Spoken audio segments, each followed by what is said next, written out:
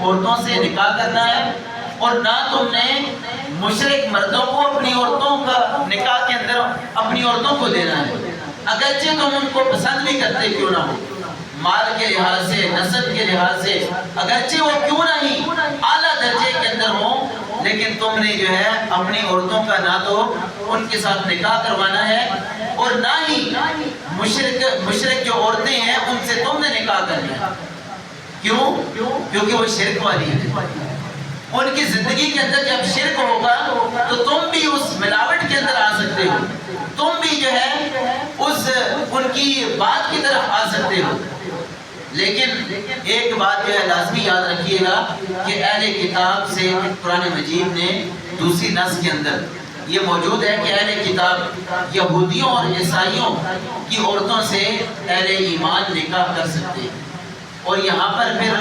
جو منع کیا گیا ہے مفسرین نے پھر لکھا ہے کہ یہ مشرک عورتیں وہ مراد ہیں کہ جو بتوں کو پوجنے والی عورتیں ہیں،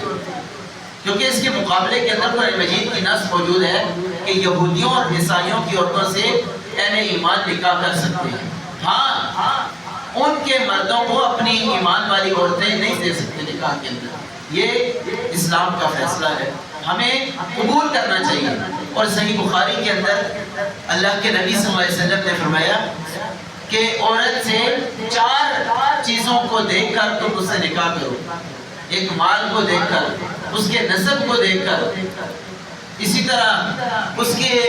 حسن و جمال کو دیکھ کر، اور چوتھے نمبر کے اوپر آپ صلی اللہ علیہ وسلم نے فرمایا کہ سب سے بہترین اگر تم عورت کا جو ہے اس کا چناؤ کرنا چاہتے ہو تو اس کو دین کو دیکھ لو، کہ اگر یہ بھی چیزیں اس کے اندر ہیں لیکن دین ہے تو پھر یہ تمہارے لیے بہتر ہے، لیکن اگر مال والی بھی ہے، نسب والی بھی ہے، حسن و جمال والی بھی ہے، لیکن اس کے اندر دین نہیں ہے تو فرمایا وہ تمہارے لیے بہتر نہیں ہے۔ بہتر تمہارے لیے وہی ہے جو ایک دیندار عورت ہے، نیک عورت ہے، کیونکہ وہ تمہاری آخرت کو بھی سنوار سکتی ہے، وہ تمہاری آخرت کے لیے بہتر ہے۔ اگر تمہارے گھر کے اندر ایک نیک عورت آتی ہے تو تمہارا خاندان، تمہاری اولاد پورے کے پورے اسلام کی جو ہے سائے کے نیچے پروان چڑھے گی، لیکن اگر اس کے برعکس دیندار عورت نہیں ہے تو آپ کی اولاد کی تربیت دینی نہیں ہو سکتی، آپ کی آگے اولاد، آپ کا خاندان جو ہے دین کے حوالے سے کمزور پڑ جائے گا۔ تو اس لیے اللہ کے نبی صلی اللہ علیہ وسلم نے صحیح مسلم کی روایت ہے کہ آپ صلی اللہ علیہ وسلم نے فرمایا انسان کے لیے اس دنیا کے اندر سب سے بہترین جو چیز ہے اللہ رب العالمین نے بنائی ہے وہ نیک عورت بنائی ہے، کہ اگر انسان کو نیک عورت مل جاتی ہے سمجھے کہ وہ دنیا کی بہترین چیز، بہترین مال و متاع اس کو مل چکا۔ اور تیسری روایت کے اندر اللہ کے نبی صلی اللہ علیہ وسلم نے فرمایا کہ اس انسان کے اچھے ہونے کی علامت ہے وہ انسان جس کے پاس 3 چیزیں آ جائیں، وہ یہ سمجھ لے کہ میرے اندر خیر اللہ رب العالمین نے رکھ دی ہے۔ وہ کون سی انسان کو اگر اچھا گھر مل جاتا ہے، اپنا گھر مل جاتا ہے اس دنیا کے اندر، اسی طرح نیک عورت اس کے اندر آتی ہے کہ اگر اس کو نیک عورت مل جاتی ہے تو وہ انسان سمجھ لے کہ اللہ رب العالمین نے میرے اندر خیر رکھی ہے۔ اور اسی طرح فرمایا اچھی سواری ہے کہ انسان کو مل جاتی ہے تو اس کے اچھے ہونے کی علامت ہے۔ 3 چیزیں جس انسان کو یہ مل جاتی ہیں تو اللہ رب العالمین سے دعا کرتے ہیں کہ اللہ رب العالمین کو جو آپ کو ان احکامات کے اوپر عمل کرنے کی توفیق عطا فرمائے، آمین۔ اس کے بعد ہماری حدیث مبارکہ کا درس ہے، تو آج کی جو حدیث مبارکہ کے راوی ہیں وہ سیدنا عمر فاروق رضی اللہ تعالیٰ عنہ ہیں۔ وہ فرماتے ہیں کہ آپ صلی اللہ علیہ وسلم نے ارشاد فرمایا اذا توضأ احدکم، جب تم میں سے کوئی ایک وضو کرے، وَلَبِسَ خُفَّيْهِ، اور اس نے موزے پہنے ہوئے ہیں، فَلْيَمْسَحْ عَلَيْهِمَا، تو اسے چاہیے کہ وہ اپنے موزوں کے اوپر مسح کر لے، وَلْيُصَلِّ فِيهِمَا، اور وہ مسح کر کے اسی مسح کی حالت کے اندر وہ نماز ادا کر لے، وَلَا يَخْلَعْهُمَا،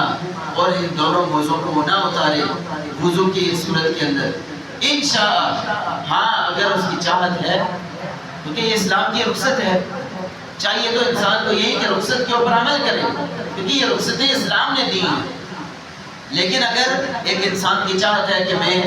موزوں کو اتار کے وضو کر کے اپنے پاؤں کو دھو کر پھر نماز پڑھوں گا تو پھر بھی